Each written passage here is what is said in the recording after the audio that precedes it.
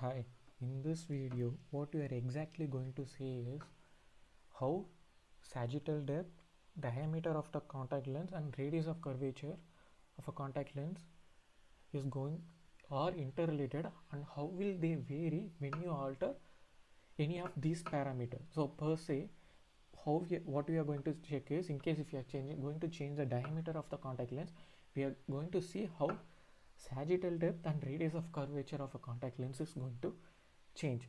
So who is this important is, whenever we fit a contact lens on any patient, we change either diameter or radius of curvature or both depending on the need. So this might vary the sagittal depth and directly it might have an effect on fitting of a contact lens.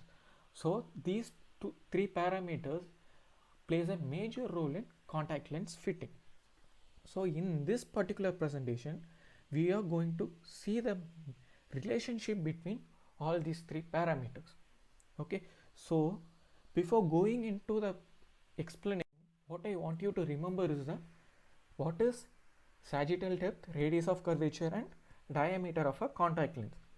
So we have a circle here. Generally contact lens is a semicircle. So what we are going to do is, we are just going to neglect this part. Okay, so what is diameter of a contact lens is a maximum length of a cord which can touch both the corners, or maximum length of a cord of a circle which can pass through the center. That is called as the diameter of a contact lens. So what is radius of curvature is the radius which can touch the entire curvature of the circle is called as the radius of curvature. So in case of a circle, the radius is the radius of curvature. In case if it is an oval shape, the radius of curvature varies at different point. Okay, so what is sagittal depth is from the apex of a contact lens to the center of the contact lens, what is the maximum depth or a length. So this is the sagittal depth. So in case the sagittal depth increases, the contact lens fitting will be very tight, or it might get steeper. We say it as a steeper fitting. If the sagittal height is very smaller, it might indicate a flatter fitting. Okay, so have these definitions in mind so that we can just go to the explanation. So whenever, coming to this slide, whenever we change a contact lens to any patient, so we change two parameters. One is the diameter and radius of curvature.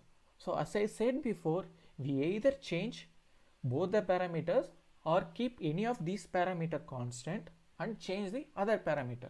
In this particular case, what we are actually going to do is, we are going to have the diameter constant and we are going to vary the radius of curvature.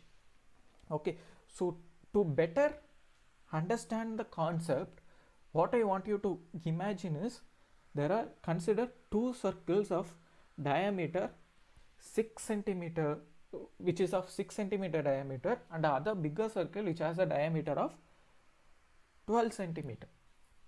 Okay, so before going in deep, another parameter which I want you to remember is, just consider eye which has a corneal diameter of 6 centimeter. So in case contact lens which has a diameter of 6 centimeter is what is going to have a optimal fit. So what we can do is, we can change the radius of diameter of a contact lens and we can change the radius of curvature. So exactly what we are going to do is that we are going to have the diameter constant and going to change the radius of curvature. Okay, so considering a contact lens is a semicircle. So what we did is, we just neglected the lower part and then we are just going to consider the upper semicircle part. So whenever I change the radius of curvature, the diameter also increases provided you are going to bisect the circle at the center.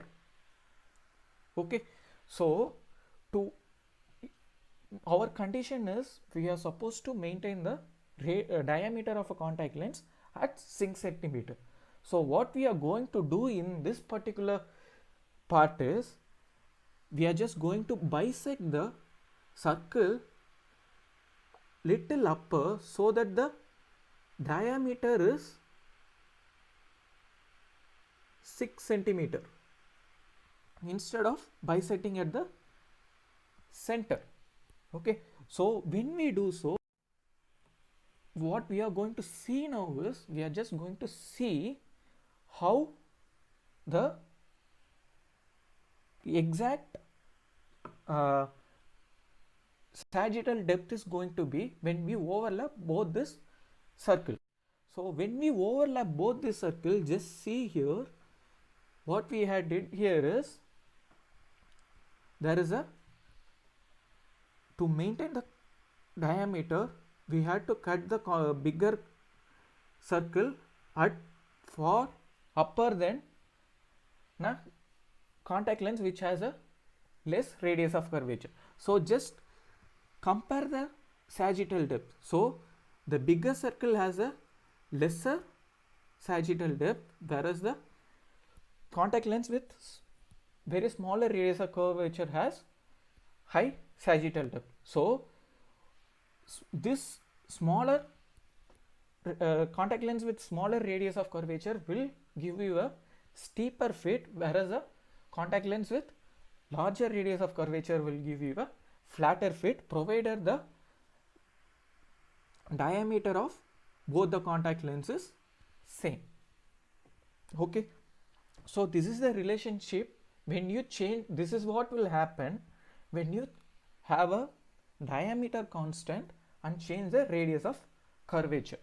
Okay, so other parameter what we do here is we have radius of curvature constant and change the diameter.